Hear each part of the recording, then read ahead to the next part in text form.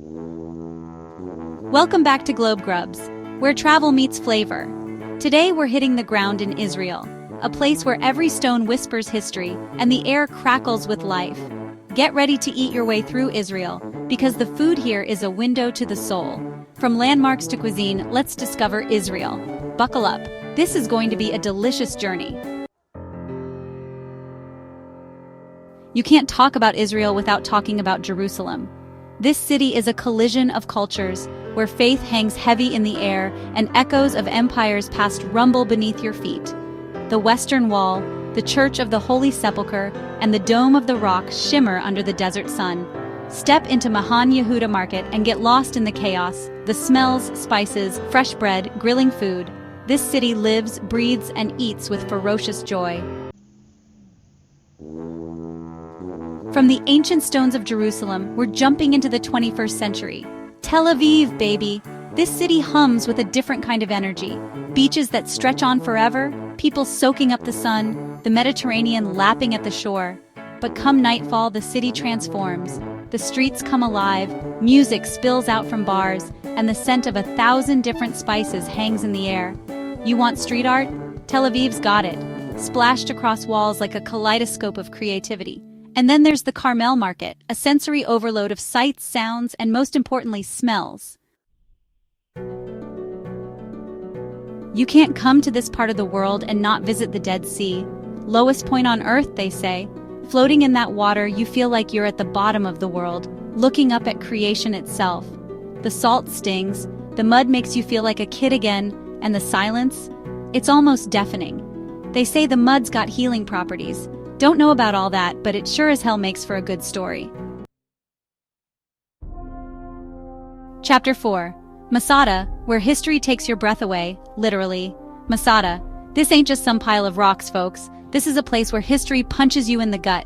An ancient fortress perched on a cliff top, overlooking the unforgiving desert. You can feel the ghosts of the past here, hear the whispers of battles fought and lost. If you're feeling ambitious, hike up to the top for sunrise. It's a view that'll stay with you long after you leave. Of course, there's always the cable car if you're feeling lazy. No judgment here. Chapter 5. Nazareth. More than just a name in a book. Nazareth. Yeah, I know what you're thinking. Jesus, Mary, the whole 9 yards.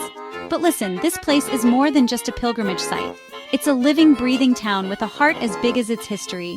The basilica is a must-see, sure, but it's the little things that'll get you. The smell of spices, the sound of laughter, the taste of authentic Arab-Israeli food. Chapter 6. Sea of Galilee. Finding peace in a restless land. Look, I'll be honest, sometimes you need a break from all the history and the intensity. That's where the Sea of Galilee comes in.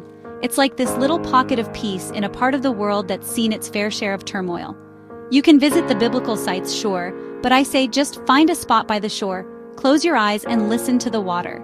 It's the kind of tranquility you don't find too often in this life. Chapter 7. Acre, a labyrinth of history and flavor. Acre, man. This place is like stepping into a time machine. Crusader cities, underground tunnels, spice markets that'll make your head spin.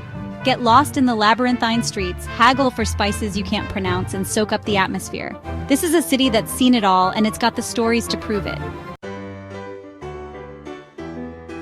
Chapter 8. Haifa and the Bahai Gardens, where beauty meets belief. Haifa. Home to the Bahai Gardens, a place that's almost too perfect for words. Seriously, it's like someone took a ruler and a paintbrush and created a masterpiece of symmetry and color. The gardens cascade down the hillside, overlooking the city and the Mediterranean, and the air is filled with the scent of 1,000 different flowers. It's the kind of place that makes you believe in something bigger than yourself, or at least it makes you believe in the power of a really good gardener.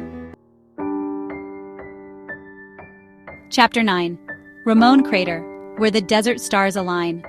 Let's be honest, you haven't really experienced Israel until you've ventured into the desert. And when it comes to deserts, Ramon Crater is the real deal. It's this massive, breathtaking hole in the ground, carved out by centuries of wind and erosion. Hike during the day, camp out under the stars at night, and trust me, you've never seen stars like this before. Out here, in the silence of the desert, you feel small, insignificant, and strangely, totally at peace. At Chapter 10. Eilat, where the desert meets the sea, and the party never stops. Our last stop takes us to Eilat, the place where the desert plunges into the Red Sea. It's a playground for divers, snorkelers, and anyone who loves a good tan, but Eilat's got an edge too. Come nightfall, the boardwalk comes alive with music, laughter, and the clinking of glasses. It's the perfect way to end our Israeli adventure. A little bit of relaxation, a little bit of indulgence, and a whole lot of unforgettable memories. Chapter 11. Hummus more than just a dip. Listen, I know what you're thinking. Hummus? That's your big food recommendation. But trust me on this one. Israeli hummus ain't like the stuff you get back home. This is the real deal, made fresh every day, with chickpeas, tahini, lemon juice, and a whole lot of love. It's creamy, it's tangy, it's the kind of food that makes you want to lick the bowl clean. And don't even get me started on the pita bread. Fresh, warm, perfect for scooping up every last drop of that heavenly hummus. It's a must-try.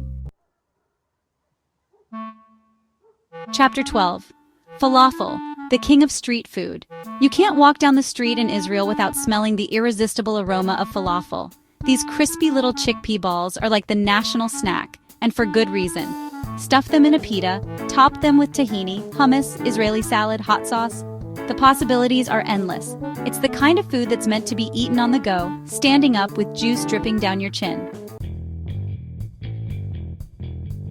Chapter 13. Shakshuka, breakfast of champions and hungover travelers.